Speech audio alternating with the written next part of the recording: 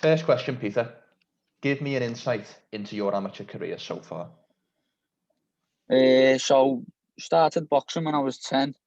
Went to Everton Triangle, and I was enjoying it. Went down with a few of my mates and just enjoying it, having a laugh. And then had my first fight at 11, but I lost my first 3 fights on the row.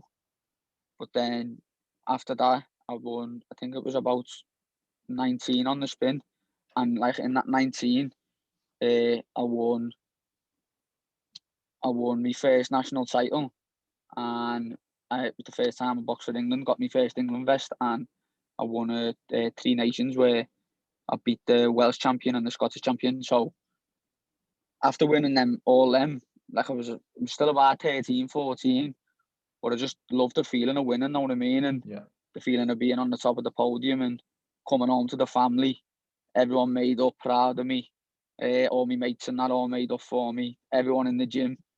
And just since that, I've just kept going, do you know what I mean? And won 7 national titles, then eventually joined Team GB.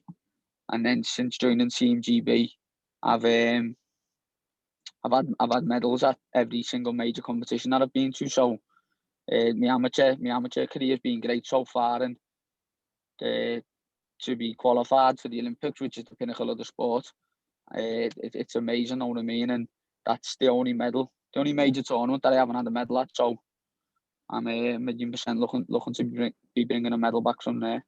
Yeah. So just to clarify, where have you medalled at, just for people who aren't maybe 100% aware? Yeah, since boxing for GB, I've had a European gold, a European Games bronze, Commonwealth gold, and 2 world bronzes. So that's five majors and 5 medals yet. So the Olympics will be the 6th major and hopefully the 6th medal. Yeah. And out of all them 5 medals, Definitely. which one is your proudest achievement so far? Probably be when I won the European gold. It was because I think I was the first ever scouser to win like an amateur European gold. So that made it more special. And also I was only like the second. I think Luke Campbell won one, and before him, I don't know how many years ago he was, but before him, no one had won one from England for like 56 years. So it was like it was a big achievement for me, you know what I mean? Big achievement for the family. And in the final, I boxed against. It was in Ukraine, in Kharkiv it was called, and I boxed the Ukraine kid, Butsenko, a good experienced kid, been around for years, and like obviously up against, you know what I mean, in Ukraine, and it was a good fight. It was a close fight, but I knew I'd won. I didn't know I'd won, but I thought I'd won. I thought I'd done enough, but because we were in Ukraine, and I got a pointer off me as well for fucking. They didn't even do nothing. Like, she had to put me head down. The fucking daft ref, but it was fucking. She shouldn't have took a point off me. Do you know what I mean? So with that as well, and then it gave me fucking a point down. So give me a point down on all of the judges' scorecards for one of the rounds, and then so I went really confident, know what I mean? But I seen them before they raised my arm. I seen them raise they have like a little to tell the ref. They have like a little one sec, lad. They have a red or a blue thing, know what I mean? To know what arm for the ref to raise. So I seen them do that, and I didn't believe it, know what I mean?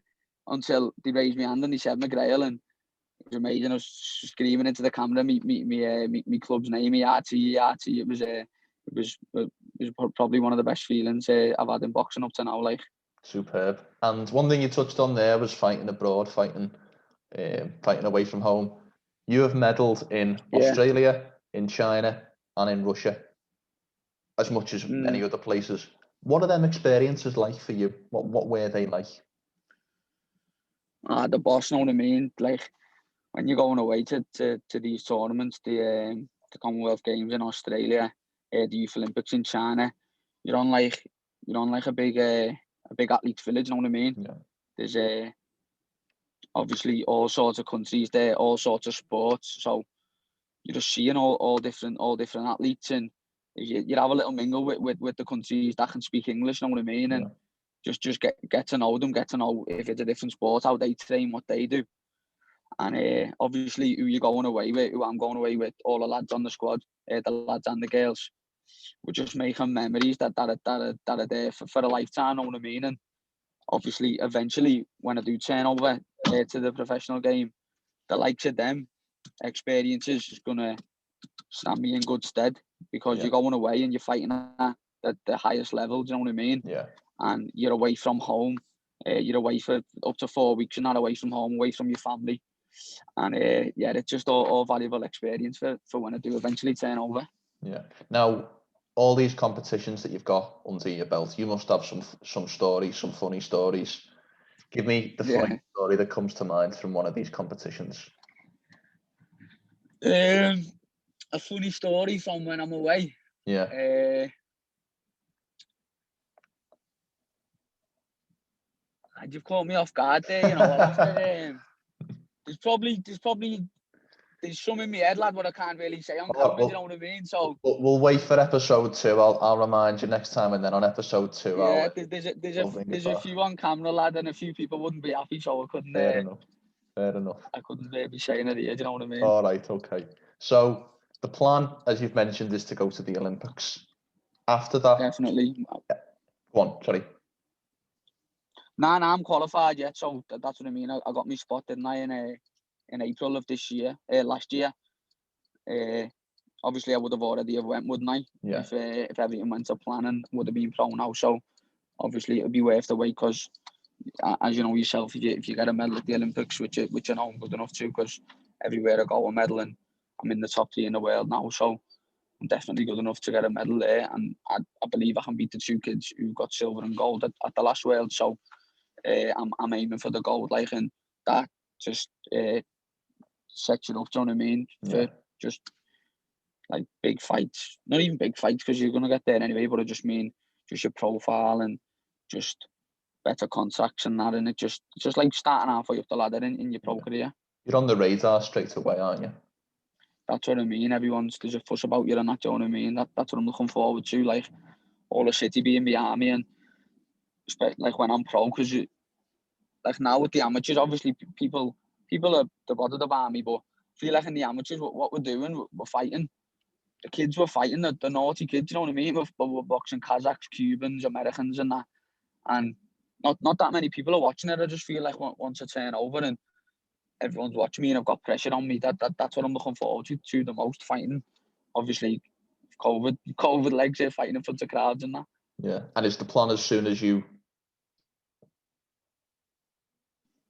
Still there? Yeah. Is the plan straight after the Olympics to turn pro? Yeah. Or thereabouts? Yeah. 1,000,000%. It was the plan if the Olympics were to go ahead this year. So it's going to be as quick as possible, probably even quicker than it would have been next year, because I feel like I've lost out a year on my pro career. Yeah, 100%. Yeah. And how much do you think what you're saying about your profile, but just in terms of the experience and the pedigree, how much will that set you up for a pro career, as opposed to just jumping in at pro without all this amateur background? Yeah, obviously getting on Team GB, week in, week out, you're sparring the best in the country anyway. But yeah. I've got good sparring in my gym at home anyway. All the lads there's about 6 or 7 pros now, and about 4 or 5 of them are all around my weight, and they'll all be pushing on for titles soon. There's strong quality fighters, like, but so that's no problem for me. But going back to the GB, you're sparring the best in the world week in, week out, and then you're going away. Like, I'm going to Kazakhstan next month. You're going away to Kazakhstan on training camps. You're going to Uzbekistan training camps, America training camps. You're going away to tournaments, and you're fighting the best kid, the champion of Kazakhstan, champion of all of them, champion of every country in the world. When you go to the World Championships, who you come up against, and it's all top level fights. You know what I mean? Even though it's only 3 rounds, it's just a skill. You've boxed most different styles that you can come across. You know what I mean?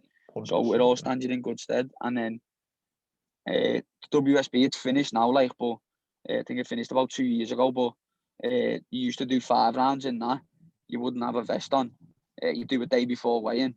So that's already half set whoever's done that. That's already bridged the gap even more between the amateurs and the pros. You know what I mean? And once I do turn over, the WSB experience is definitely, I know it will have helped me out a lot. 100%, yeah. Now, both being from Liverpool, I couldn't have this interview without asking you this question. Is there a fighter from our city that inspired you at all? A fighter from our city that inspires me, it'd probably be Callum's. There's 2, do you know what I mean? Like Callum Smith, he went through the same route as I've went through, do you know what I mean? He was on GB and he boxed with GB for years, was travelling away down to Sheffield and not going to all tournaments, and you've seen he's just won that boxing Super Series, didn't he? So, and that achievement in itself is just amazing, know what I mean? It set his family up, set everyone up.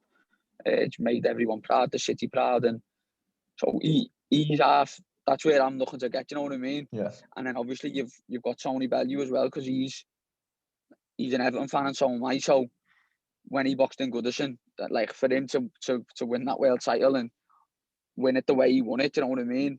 Obviously got put down and then obviously flattened him. So like that, me putting myself in his shoes, that must have just been, he probably never going to get a feeling like that again in his life, you know what I mean? So it'd be amazing to do something similar to that. So that's the plan, maybe one day to headline somewhere in the city, Goodison or the Echo, one of the 2. Probably be Bramley Mall, lad, hopefully by the time I get there, do you know what I mean? I'm not saying a word. We keep footy out of it, we'll just stick to boxing. I think we best, mate, my penultimate question, then I'll let you go. Let's just for a second talk about the world stage. First of all, are you a big boxing fan? And if so, who impresses you on the world stage? I'm a big boxing fan, know what I mean? I watch a lot of boxing. I watch a lot of boxing from years ago. I feel like I pick up a lot of you pick up more from the old school fighters than you do off the modern era fighters. That's just my opinion, know what I mean? But people nowadays, obviously you've got the lightweight division's hot now in it at the moment. You've got obviously Tank, Lopez and that when Lopez beat Loma, I was surprised, know what I mean? Didn't think anyone, obviously I know he got beat on his first few, got beat once, but the way he'd been boxing, I didn't think no one was going to get near him. And obviously Lopez just controlled that fight, didn't he, early on? I wanted Lomachenko to win, know what I mean? Because I'm a southpaw and he's come through the same way I've come through, and I think I've got a bit of a similar style to him. I watched a lot of his boxing, so I was gutted like when he got beat. But obviously you've got to respect Lopez because he didn't back down. Know what I mean? He took the fight to him and that. But also another person is probably say Shakur Stevenson's also a good fighter. I boxed him in the WSB years ago, and since I boxed him, I've always thought he's a good fighter and always thought he's gonna be one for the future and always go far. Know what I mean? And he's up there now, he's world title level, and in a few years after these Olympics, that's where obviously I'm looking to get up there with him. Do you know what I mean? A rematch in the pros. Maybe, but he's getting bigger now. You have to see how big I can get to. Do you know what I mean? But if he's still down the weight he's at now, then it's a possibility. But I can see him going quite big. 100%. Yeah, I think he might move to lightweight with the other 4 big names. That's the one, innit? Yeah. Final question: What should people expect to see from you in the future after these? Obviously, we've talked about the Olympics, and that's the obvious goal. But when you turn a gold medal from there, that's the plan. You know what I mean? That's going to set everything up 1,000,000%. And I know it's there. I know I've got it in me, definitely. Yeah. Just and also just hopefully, obviously, by the time I turn pro and hopefully everything's back to normal with the crowds and that, just some loads of big nights coming to Liverpool. You know what I mean? Bringing some titles. Hopefully, definitely some world titles, and hopefully some away days for the fans that get behind me over in America, like Callum Smith and Beefy, what they've been doing. Know what I mean? Yeah. Fighting over in America. That's the dream in it. But also, as I've just said, then the Echo Arena, get everyone there, loads of scouts just shouting for me. You know what I mean? Yeah. That's the main, like, that's what I'm looking forward to the most, because I'm always fighting in, like, as you said, Russia, China, just wherever, all mad gaffs. But the family get out there. You know what I mean? The family have been all over the world. They've been to China, Germany, Bulgaria. They've been loads of places, and they had Tokyo booked as well. So hopefully, if the fans can get over to Tokyo this year now actually, then hopefully they can get it booked on that again. But I'm not too sure what's happening, whether it's behind closed doors or not. Yeah. Just as long as it happens, and I can get a medal back to Liverpool, that's the plan. That's the goal, isn't it? Yeah. It doesn't Yeah, necessarily. Of course, it matters, but the obvious goal is getting that medal, whether there's fans there or not, isn't it? Yeah, as long as it goes ahead, because it's just me and all the lads on the squad. When obviously it was nailed on that the Olympics have been postponed. It was a signal for us. Do you know what I mean? Like, how old am I? I'm 24. There's a few lads who are a bit older than me on the squad and that. So all our heads were kettled. You know what I mean? We've been waiting since Rio. Yeah. For this year to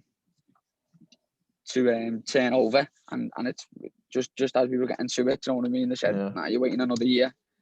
That was a nightmare, but it's 6 months have gone by now, lad, and we're nearly there, and we're all training hard, and you're gonna see hopefully we're all good enough. We hopefully bring a few medals back from Tokyo this year. Me and the lads and the girls. 100%. Yeah, couldn't agree more. Peter, thanks for your time today. It was an absolute honour. The only thing I would ask before you go, the only thing I'd ask before you go is how can people find you on social media? Yeah, just my name, Peter @Peter_McGrail, Twitter, Instagram, and Facebook, Peter McGrail. Yeah. And before we finish, is there anything you'd like to sign off with, or anyone you'd like to thank at all? Yeah, just like to thank my sponsor, MAJ Law, who's stuck with me for a good 2 years now. You know what I mean? Been with me for about I'd say 4 to 5 years, and yeah, that's it. Superb. Peter, thanks for your time today, mate. Nice one, mate. Sam, Mike, thank you.